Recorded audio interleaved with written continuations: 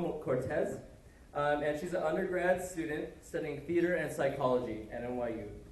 So currently she's going to talk about the socio-cultural movement happening in Spain, where Madrid isn't allowing the people of Catalonia to form an independent nation. And so the question is now, like, you know, where do we belong, or where do they belong? So can we welcome Marta, everybody?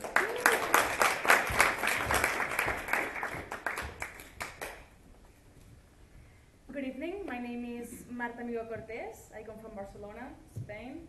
And today I'll be talking about the social cultural movement that is happening in Catalonia, which is an area of Spain in which Barcelona is the capital, where a large percentage of the population there wants to be independent from the country, but the government in Madrid will not allow a referendum. So in this talk I will not try to determine whether or not Catalonia should secede the country. I'm conflicted myself on the matter. But I'll try to explain why this is more of a cultural than a political issue, and why that makes it even more imperative that we get to vote. So if this was strictly a political issue, it would be easier to fix than it has been.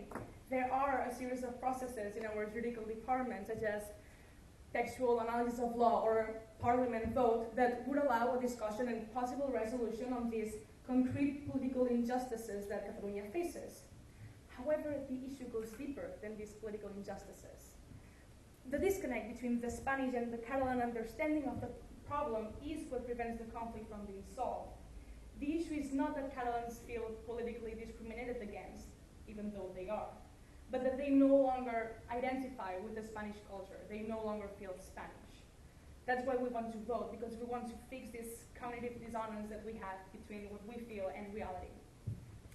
Historically, Catalonia has very rarely been a real part of Spain.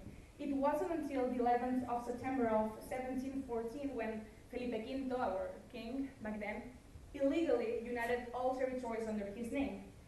Even back then, Catalonia tried to resist the attack, but ended up being the last land to be conquered. And as a punishment for that resistance, the king promulgated a law called El Decreto Nova Planta, aimed solely to the elimination of certain Catalan rights and privileges. And that's when this whole issue really began. Ever since then, the Catalan culture has grown significantly different to the Spanish culture, and that diversity, instead of being embraced and appreciated by everyone, it has been a reason for oppression and attempts of homogeneity. A great example of this would be Franco's attempts for 40 years to eradicate Catalan, our language, from all entities, as well as our freedom to protest. Before 1975, when Franco died, if you were Catalan and were to stand up to the government, you were either going to be fusilated or sent to concentration camps. Catalans are raised now with this historical knowledge very present in our lives. However, it is important to notice that this nationalist feeling that we have was not born out of all these historical, political injustices, but yet again, out of our cultural differences. Not only we have our own language, we also have our own style of dance, our own style of music, our own style of literature. We even have our own traditional meals, our own educational system, as well as our own political agenda. For the first time ever, we have now in our government, La Generalitat it's called, a pro-separatism party that is trying to get a referendum to be voted in Catalonia on this issue. This is where the urgency of the matter comes to place. This movement had already been in Spain for almost 200 years, and yet it had never had a real voice or a strong power in the government. And the fact that they rose to the power with such a large amount of votes only comes to show how far we've come and how close to the climax we are now. Spain will never be a united country if Catalonia doesn't feel heard. Catalans need to feel like their identity and their culture are respected, and that's why we want to vote, because voting is a form of freedom of speech, and freedom of speech is a key element in any peaceful and harmonious democracy.